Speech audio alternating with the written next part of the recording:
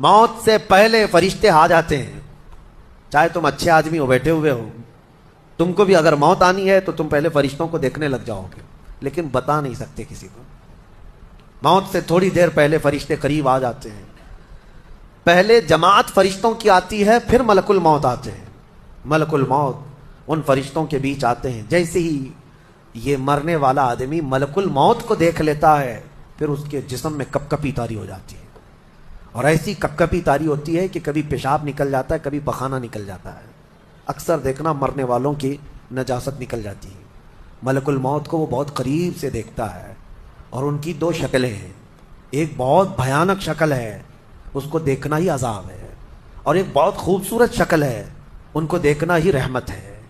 وہ نیک بندوں کی روح نکالنے کے لیے جب جاتے ہیں تو خوبصورت شکل میں جاتے ہیں, اور جب گنہگاروں کی روح نکالنے جاتے ہیں تو بھیانک شکل میں جاتے ہیں. اور ان کو دیکھتے ہی مرنے والے کا جسم پیلا پڑ جاتا ہے, پیشانی اکھڑ جاتی, آنکھیں پھٹی رہ جاتی, اور پھر خرخرا آنے لگ جاتا ہے, یعنی خرخر کی آواز تیز ہو جاتی ہے. وہ بولنا چاہتا ہے اپنے پاس والوں کو, لیکن بول نہیں سکتا, بند ہو جاتا ہے. یہ وہ وقت ہے جب اس کے توبہ کا دروازہ بھی بند ہو جاتا ہے. اب اگر فرشتوں کو دیکھ کر کوئی توبہ بھی کر لیا, ایمان لایا, تو اس کا ایمان قبول نہیں. اس وقت سے پہلے پہلے تک جو بھی ایمان لایا یا توبہ کیا, اس کی توبہ قبول ہے.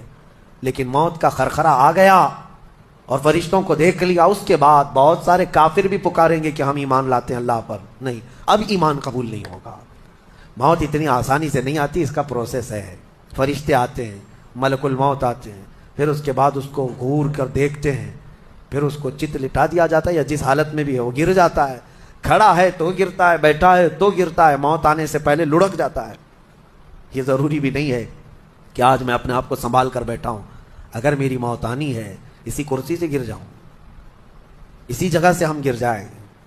اور اس کے بعد ملک الموت روح کھینچنا شروع کرتے ہیں, پیروں کے ناخنوں سے لے کر ہاتھوں کے ناخنوں سے لے کر اس کے جسم کے ہر حصے سے لے کر ناک تک کھینچتے ہوئے لاتے ہیں. اور اس کے بعد جب پوری روح نکل جاتی ہے, وہ لے کر کے چلتے رہتے ہیں, اور مردہ ان کو جاتے ہوئے دیکھتا رہتا ہے. آنکھیں سب سے لاسٹ میں کھلی رہتی. کسی بھی مرنے والے کی آنکھیں بند نہیں رہتی, کھلی رہتی, وہ دیکھتا رہتا ہے. اسی لیے حدیث پاک میں ہے, جب کسی کی روح نکل جائے تو سب سے پہلے تم اس کی آنکھیں بند کر دو. ہمیں بند کرنا ہوتا ہے, اور اس کے بعد منہ بھی کھلا رہ جاتا ہے, منہ اوپن رہ جاتا ہے. فرمایا گیا منہ کو دبا کر بند کر دو. یہ سب نشانیاں ہیں میرے عزیزوں موت کی سختیوں کی.